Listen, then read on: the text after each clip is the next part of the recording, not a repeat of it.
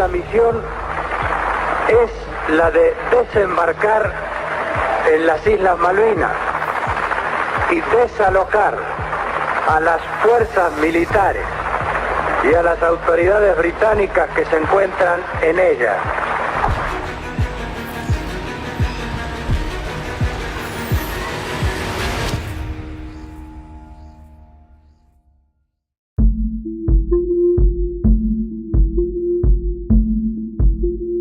Nos hicieron llamar porque decían que era un ejercicio grande que se hacía en el sur. Dice, vengo a llevarlo porque ya mañana tiene que embarcar. Y cuando llega la agrupación dijeron que era una operación real, pero no nos dijeron dónde. Cuando ya nos enteramos bien que dónde íbamos, que era Malvinas, ya llevamos 2 días de navegación. Ahí recién nos dieron a nosotros a conocer cuál era la misión, que era recuperar las Islas Malvinas.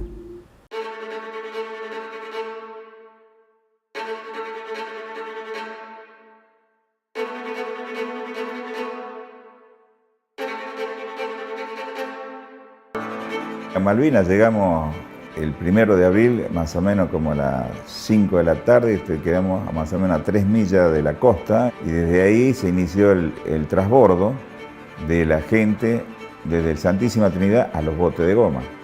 Cada bote traía 8 o 6 personas y tenía que embarcar los 90. En esos momentos que hicimos la aproximación tuvimos muchos problemas y eso nos atrasó a nosotros. Si íbamos libres y no nos pasaba eso, llegábamos con tiempo al lugar que realmente teníamos que llegar como elegido para el desembarco. Y en ese lugar se encontró más de 30 personas que estaban esperando, con miras infrarrojas, con ametralladora MAG, tenían sectores minados en la parte de la playa, y nosotros en bote de goma íbamos a quedar como el tiro al pato. No iba a quedar ni los borcegos.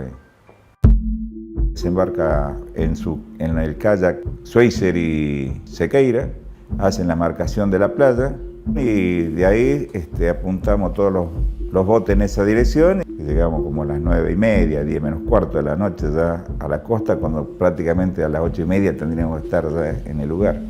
O sea que ya íbamos en atraso de 1 hora y media. Ya cuando llegamos a la playa se vieron bengalas que los ingleses tiraban, como diciendo ya llegaron. Y la luz de Puerto Argentino se apagó total.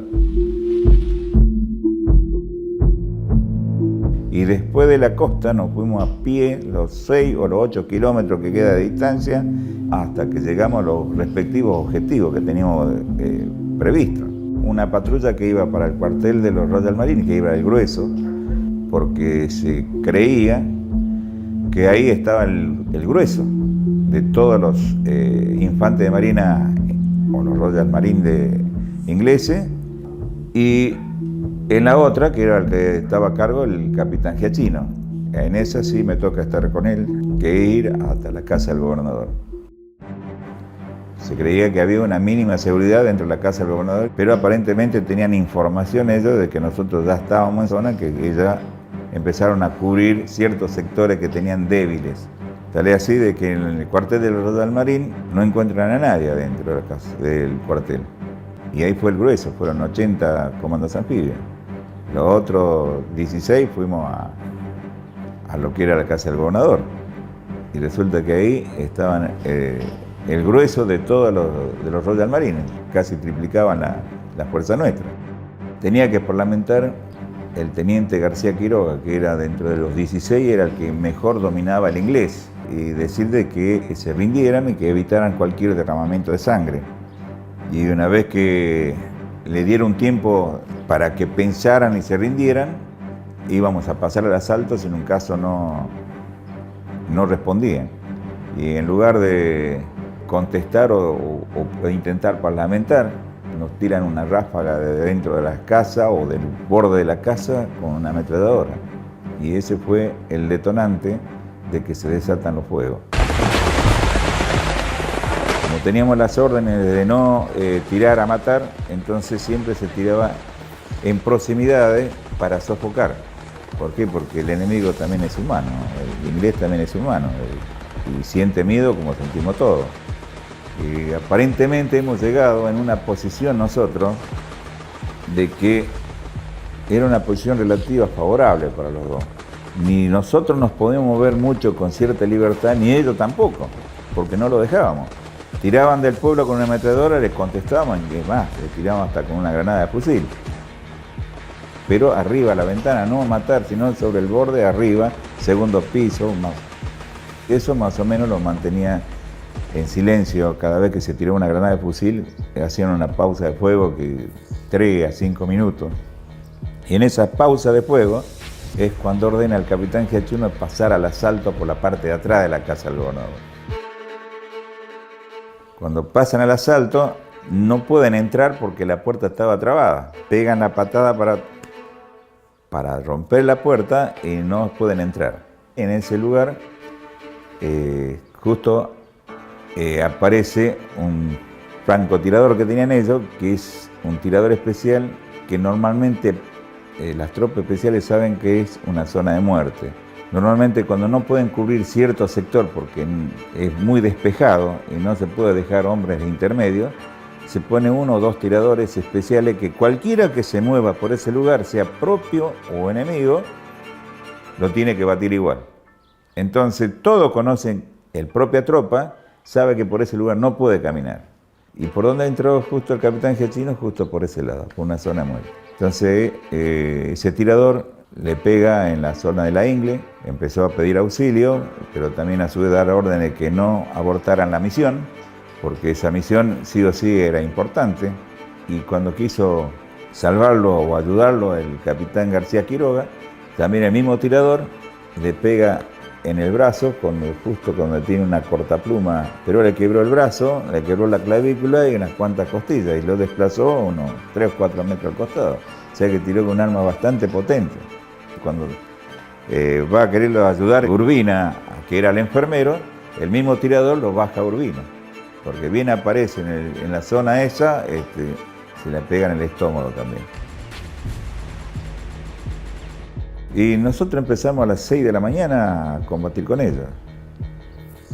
Y eran las 9 menos cuarto y se seguía combatiendo. Y a las 9 más o menos es cuando, gracias a la brillante decisión del comandante de la agrupación de comando anfibio, Sánchez Sabaró, que estaba a 8 kilómetros del cuartel de los Royal Marine hasta la casa del gobernador. Ellos, como dan el golpe en falso porque no encuentran a nadie, hacen una formación, se iza la primera bandera. Al sentir la balacera, las explosiones y todo lo que pasaba en el trayecto de la casa del gobernador, ordena al capitán Sánchez Sabaró urgente ir en dirección a la casa del gobernador.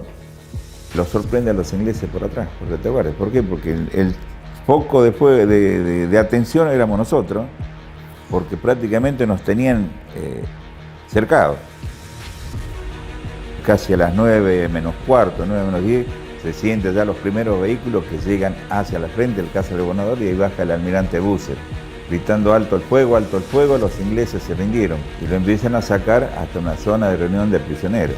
Y entonces empezamos a salir, a levantarnos de ese lugar.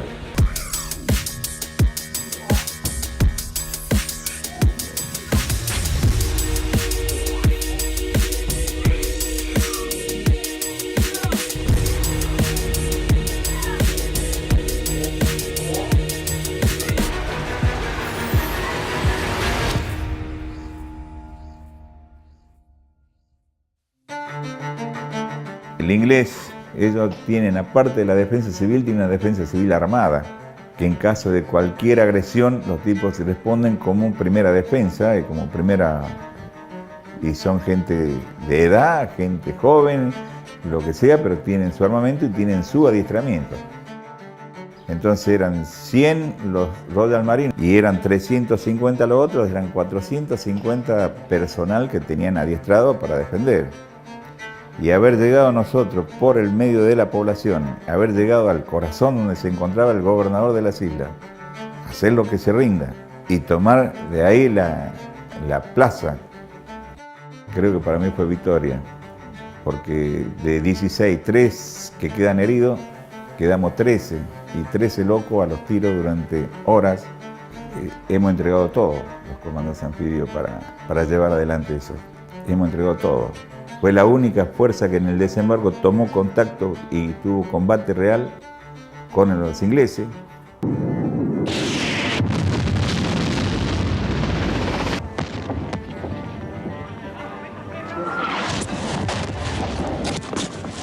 Después de haberla recuperado, de haberla entregado recuperada, a los 70 y pico días, 74, me dolió mucho esa derrota. En el crucero Belgrano tenía de mi promoción de la Armada en sí, tenía como arriba de 10 compañeros de promoción de incorporación de la Armada. Después a infantes de Marina, amigos que estaban en otro destino y que estaban en el Batallón 5, que estaban en la isla, que perdieron la vida así también. Cuando bien terminó esto, sentí una desilusión muy amargante, muy triste, de decir que las Islas Malvinas otra vez ya habían sido recuperadas por los ingleses.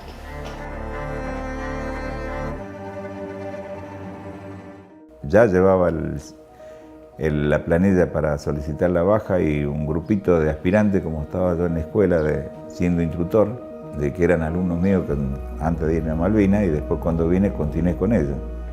Y me dice, cabo principal, dice, ¿por qué no nos cuenta algo de la guerra de Malvinas? Porque nosotros queremos saber cómo fue, cómo es esto y esto, y eso me hizo que estuviera conversando con ellos como 1 hora y pico.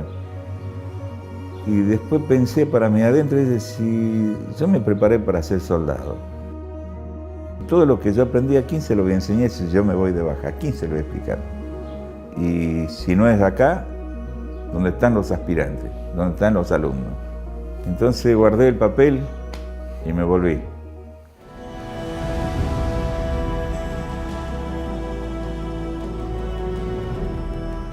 Volver a ese lugar me llenaría de emoción porque estaría, por un lado, si yo tengo esa oportunidad de representar a todos mis compañeros. Lo sueño y lo pienso y la memoria cada vez es más frágil, ¿viste? Hay cosas que espero no olvidarme, espero que pueda recapitular todo ese paisaje que tengo formado en mi cabeza de todos esos momentos y por donde estuve y ver dónde son, por lo menos dejar una flor por donde cayó herido cada uno de mis compañeros. Estar por ese lugar y despedirme bien y decir, bueno, acá se jugó mi vida.